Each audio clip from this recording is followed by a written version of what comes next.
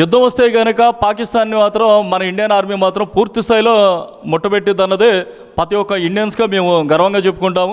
ఎందుకనంటే కనుక గతంలో కూడా ఇదే విధంగా కయ్యింపు చర్యలు చేస్తున్న టైంలో కూడా ఇందిరాగాంధీ గారు ప్రధానిగా ఉన్న రోజుల్లో కూడా మనకే పాకిస్తాన్కి వారు జరిగింది.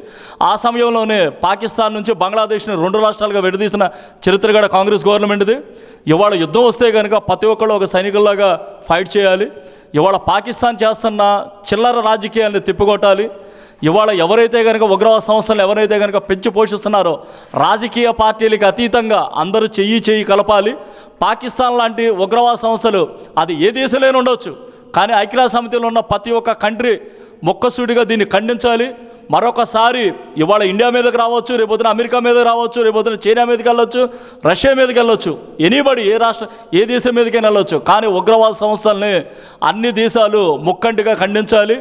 పాకిస్తాన్ లాంటి చిల్లర రాజకీయాలు చేసే వాళ్ళు మాత్రం ఉగ్రవాద సంస్థల మీద దాడి చేయాలి తప్ప అదే పిరుగుతనంగా ఏమీ తెలియని అమాయకమైన ప్రజల్ని పొట్టను పెట్టుకోవడం గొప్ప కాదు.